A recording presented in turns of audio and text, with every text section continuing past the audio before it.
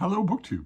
I've got a bit of a mail haul for you here on a bright, sunny Wednesday, but it's a bit of a paradox of a mail haul because you're not going to be able to hear it. I'm going to make the mail haul because I want to see what's in these packages and start pawing around and playing with them, and I can't help but do that on camera since I've done it so often off camera in the year 2023, but I know already you're not going to be able to hear the result because we've had gas-powered leaf blowers, which caused enormous noise on their own. Then that caused a fleet of Boston police cars to show up to shoot dead the people who are attached to those lawnmowers. And that caused their relatives to wail in grief, and the usual thing resulted. A teenager or a little boy ran out to comfort daddy's bullet-ridden dead body, not realizing two things. One, that daddy was gone the minute he touched the gas-powered leaf blower, the bullets from the police, which is the technicality. And two, that if they touch the gas-powered leaf blower, they also will become possessed by it, have a very small penis, and need to use it by pointing it at concrete. So they'll need to be shot as well. And in addition to that, there's a crew of workers downstairs. They promised me, both verbally and in writing, that they would be here from 8 a.m. to 11 a.m. and that they would not be using power tools at any point while they were here. They got here at 9:30 and have been using power tools non-stop. In fact, they even kept the power tools on and thrumming and vibrating on the floor while they had their lunch. In addition to that, there's a neighbor up the hill who has decided to cut down every tree on his property. No reason for it at all. No reason can be got out of the two relatives he lives with. His neighbors have begged and pleaded with him to stop. The trees add a lot to the neighborhood. They also stop downhill erosion. It's a very steep bluff. They're home to a whole bunch of animals. They add a lot of beauty. Also, the noise all day long and all night long of his power saw is unendurable. The neighbors have begged him not to do it. No one can figure out why he's doing it, and when they see him out there carving away these 100-year-old trees, he does not seem in his right mind. I've walked Frida by, and it doesn't look like he knows what he's doing. It doesn't look like he knows where he is. But there's no law. There's no law against him denuding his own property. You're going to be able to hear that in the background. Yesterday or the day before that, he kept the power sawing up all day long. He didn't take any breaks for water or food or anything. These trees are enormous. And he only stopped at 9 at night. This was after, 15 straight hours. He only stopped at 9 at night when his physical safety was threatened, when he was physically threatened. If you keep up the power saw for even 10 more minutes, we will kill you with it and dismember you with it. We are going to drag you away from it. We are going to badly beat you up if you don't stop for the night. It's one thing that you're destroying the neighborhood the way it looks. It's another thing if we can't even speak to each other after work. And on top of that, there's a helicopter. As if that weren't enough, there's a helicopter that's been hovering over the same one block of one street, 100 feet off the ground. So close enough so you could almost hit it with a rock. You could certainly hit it with an iron. So I can see the facial expressions of the men inside it, of the two men inside this helicopter. It's an unmarked helicopter. The numbers don't mean anything. I looked them up, and the Massachusetts Department of Transportation says it's a helicopter designed to survey train tracks. It's not looking at train tracks. It's hovering over a residential block, and it's only hovering in one place. It's not moving, and also it was doing that all day long on a Sunday of a 3-day holiday. Pretty sure you couldn't get survey workers to work on the Sunday of a 3-day holiday, and it's still there. It doesn't leave except to refuel. And when it comes back, it's the same machine. It's the same helicopter with the same men. There aren't any shifts going on here. It only leaves to refuel, and then it comes right back to its exact same station with the exact same people. And it's the same vehicle. I'm not paying any attention to the numbers because I guessed that the numbers could be swapped out, but it has dents and dings. I've done a thorough identification of this thing now, and it is no doubt audible in the background. So all of that is audible in the background of this video, so you're not going to be able to hear anything. I'm filming this on my, one of you very kindly sent me an iPhone 11 Pro, which is the same size as my iPhone 6S, but of course it's a much more advanced machine. Much more advanced camera setup and audio setup, and I dug around and went into the audio setups. It turns out there is an option for it to ignore background noise, but it can't ignore the end of the world. It can't ignore gas-powered leaf blowers, a fusillade of police gunfire, electric machines going on directly below me, a buzzsaw that's going on all day long to cut down 100-year-old trees for no reason at all. I suspect the person is just having a mental break.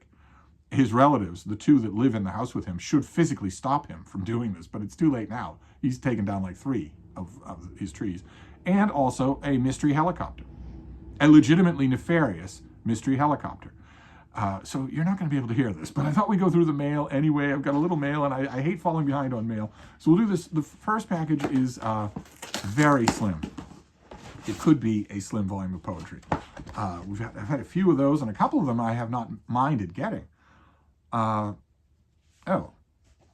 Okay, no, this is a 2024 release.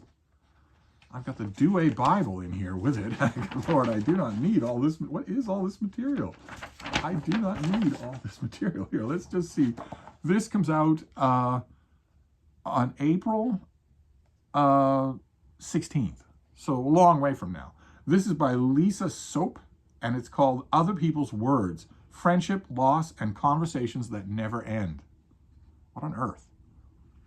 It's a thin thing. What if the great love of your life is friendship? What if? Imagine that. All you people that spend all your weekends on the dating circuit. Imagine that. And what if your conversations with your friends could live on even after they are gone? I don't know anything about this author. I don't know how many of you watching me are of a certain age, but trust me, the real friends, your conversations with them do go on long after they're gone. You talk to them every day.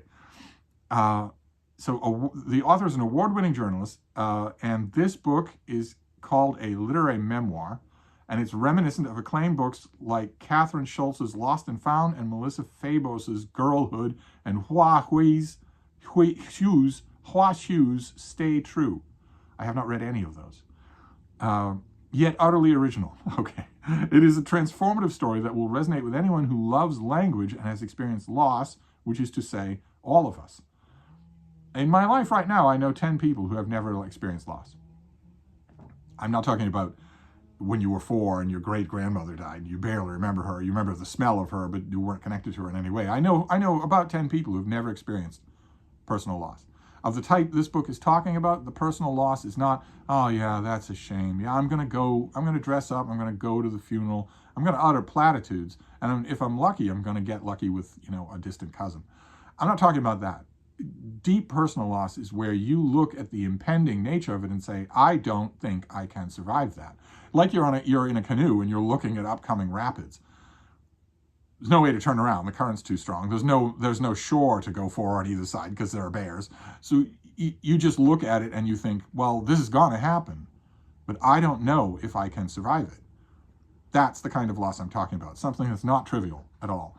But what do we got here? In her 20s, oh wait, no, the press release says in their 20s, Lisa Soap and her boyfriend forged deep friendships with 2 other couples, Mercy and Christine, and Emily and Johnny.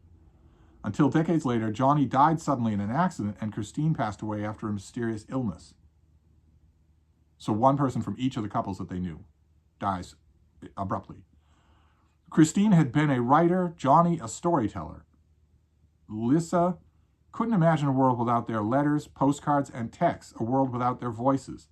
Then she found comfort in a surprising place. As a graduate student, she studied the philosophy of the Russian critic Mikhail Bakhtin. Oh my God. Good Lord, so did I. Who wrote about the many voices that can echo through a single person's speech. Suddenly, Bakhtin's theory that our language is filled to overflowing with other people's words came to life. Lisa began hearing Johnny and Christine when least expected. A familiar phrase was spoken in a conversation with Emily, and suddenly there was Johnny with his riotous laugh vibrant in her mind. Mercy recited an Adrian Rich poem just as Christine used to, and for a moment Christine was with them in the room. Well, that's absolutely true. How wonderful to have a book on the subject, but that's absolutely true. That absolutely happens. In fact, I consider it a knowing act of tribute to incorporate the way the people that you love talk into your own language, to a limited amount anyway, certainly, their own language, their own phrases, their own turns of phrase. If you like them, don't bother constantly posting them with, as so-and-so used to say, just work them into your own conversation. It's a way to keep that thread alive. Okay, well, this comes out in April. I'm very ill-advisedly looking at the author's biography. I really shouldn't do that. We won't read it. All I notice is that the author is incredibly young to have this happen to her. So this comes out in April. Okay, so other people's words. Not bad. I'm hoping she doesn't lean too much into Bakhtin. That would be great. All right, let's. That's very good. That's a very promising start. Let's move on here. What's this next one? Oh, fantastic. Okay, great. Boy, no sheet on this at all. This is a paperback release of a hardcover that I don't think we ever saw on this channel. Ordinarily, the process is that I get an advance copy, or an ebook, then an advanced copy, then a finished copy, and then down the line, sometimes we get a paperback. Usually not. Usually I'm just, publishers forget to send a paperback, because almost no venue reviews paperbacks. Almost none of them do. They look at the crush of the books that they don't have the time to review anyway, and the last thing they're going to do is review or even note the appearance of a paperback, especially if they reviewed the hardcover. I feel for that. I really do, because the authors are looking at the paperback sales, and also plenty of people miss those hardcover reviews. I often think about incorporating some sort of feature like that myself in the book section that I run, to make sure that people know what's out in paperback, or at least a bit of what's out. But this is not one of them. I don't think I ever got. This is by Alison Weir, and this is her Queens of the Age of Chivalry, and this is book 3, England's Medieval Queens. So what do we got? I don't have a sheet for it, but this is a $22 paperback. That's Highway Robbery. This should be $7, but it's still, we're accustomed to paying it now, and this will be in your bookstores as paperback. Let's see. The age of, well, all of you know Alison Weir, right? She's a historian and a historical fiction writer. The Age of Chivalry was an era of the Middle Ages dominated by the social and moral code of knighthood that prized noble deeds and the game of courtly love between aristocratic men and women. And that sentence, before you read any further, you know that Eleanor of Aquitaine is going to feature prominently in this book. A period of high drama in English history, the 14th century witnessed the toppling of 2 kings, the 100 Years' War, the Black Death, the Peasants' Revolt. Feudalism was breaking down, resulting in a social and political turmoil. Against this dramatic backdrop, Alison Weir recounts the lives and reigns of 5 queen consorts. Marguerite of France was 20 when she married 60-year-old King Edward I. Isabella of France, later known as the She-Wolf, dethroned her husband Edward II and ruled England with her lover. In contrast, Philippe of Hainault was a popular queen to the deposed king's son Edward III. Anne of Bohemia was queen to Richard II, but she died young and childless, and Isabella of Valois became Richard's second wife when she was 6 years old, only to see him violently overthrown. Oh, so Eleanor of Aquitaine is not in here. We're too late for her. How interesting. Okay, but we get the Edwards. We get Edward the first, second, and third. That's fine by me. I don't know. I'll have to check my reading journal, but I don't think I ever read this. So now it's out in paperback. Great. What you doing, baby? Huh? What you doing? Oh, what's my baby doing? Oh, can you see her? She's right there. She's right there. How you doing, baby? Baby bean.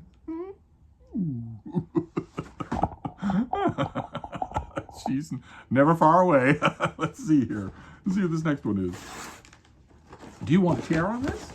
Huh? Oh, you do. There you go.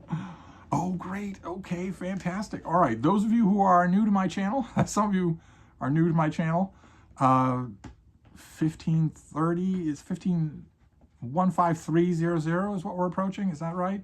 15,300. Those of you who are new to my channel, I get sometimes Penguin Classics in the mail. It's an absolutely dream scenario for any bookish person. And here's one of their latest ones. This is the Penguin Book of Murder Mysteries. This has already been mentioned by me in my monthly column for Big Canoe News, the aforementioned newspaper book section that I run. And this is quite good. It's quite good. Michael Sims is the editor. It's intended to be, I don't know his intentions. It verges onto the territory of saying that every previous mystery anthology that you have read, and there are 20 of them in this room, was evil. It doesn't quite do that, though. It stops short. The Penguin Book of Murder Mysteries, for this book, anthologist Michael Sims did not summon the usual suspects. He sought the unfamiliar, the unjustly forgotten, and the little-known gems by writers from outside the genre. This historical tour of one of the most popular literary categories includes stories never before reprinted, features rebellious early lady detectives, and spotlights former stars of the crime field, Austrian novelist August Groner and prolific American Geraldine Bonner among them. So it's not your usual murder mystery anthology. Let's look at some of the authors. Gerald Griffin, Thomas Waters, Charles Martel, James McLevy, Andrew Forrester, Mary Fortune, Richard Dowling, Charles Chestnut, C.L. Purkis, Gerald E. Bonner, Ellen Glasgow, Augustine Groner again, and Anna Catherine Green. So names that would never occur in other murder mystery anthologies. I liked it quite a bit. Glad to have the print copy. And then we'll move on to this last one, and we'll be done. What is this last one? Uh-oh. Oh, my. Oh, it's not coming quietly. Not at all. Wow. Okay, let's just physically destroy the package and see what we have here. What is this, baby? Huh? What is this? Okay. It's not only in an envelope, but it's wrapped in plastic. Why is that? I didn't request this. I have no idea what this is. Oh, it's a graphic novel. Oh, how interesting. It doesn't have a sheet with it at all. I don't have sheets on much here. It's by Sean Fitzgibbon, and it's called Crescent Hotel, with the superscription, "What follows is true." So we're right back to Twitter territory, where every time, without fail, someone starts a Twitter thread by saying, "True story. What follows will be completely false." It will be completely false. So what have we got here? The luxurious Crescent Hotel opened its doors in 1886, later falling on hard times. In 1937, the hotel was converted into a cancer clinic by Norman Baker, advertising he had found a cure for cancer. Located in Eureka Springs, Arkansas, the Crescent Hotel is considered one of the most haunted hotels in the United States. However, the tragic years when it operated as a cancer hospital haunt the hotel far more than tales of specters. Oh, that sounds good. What follows is true. Oh, what follows is true is part of the title. Okay, sorry. What follows is true, Crescent Hotel, blends oral histories, newspaper articles, and Norman Baker's biography to examine this historical happening in yesteryear's monsters. Good Lord. Okay, so do any of you live near this? Okay, look at this. It's full of vaguely sepia-toned artwork that is quite good. That is quite good. I like the decision to put this all in a kind of eye-soothing sepia tone. Look at that. Just fantastic. Okay. Great. All right. Well, I don't know much about this subject at all. That's fantastic. How wonderful. Wish I had details about it. I don't know when it's coming out or anything about this author or anything like that. This is going to be a $40 hardcover. It's probably out already. So I got history. I got a Penguin Classic. I got a graphic novel. Not a bad mail haul. So we have What Follows is True, the story of Crescent Hotel. We have the Penguin Book of Murder Mysteries. We have Queens of Chivalry by Alison Weir. And we have Other People's Words, which sounds like an odd tribute to the way other people can live in our own lives after they're gone, which is certainly true in my own life. I have a dozen turns of phrase that have been just wholesale adopted from other people who are long gone. I wonder if it's true in your life if you've lost somebody. And that's to say nothing of dogs. Of course, I've lost more dogs than I have humans by a factor of 10. And they leave behind a lot, but not language. But anyway, not a bad mail haul. I just wish you could have heard any of this, but alas, all you did was watch my mouth move and undress me with your eyes. Totally understandable. You probably do that every day anyway. But I'll be back. Thank you, BookTube.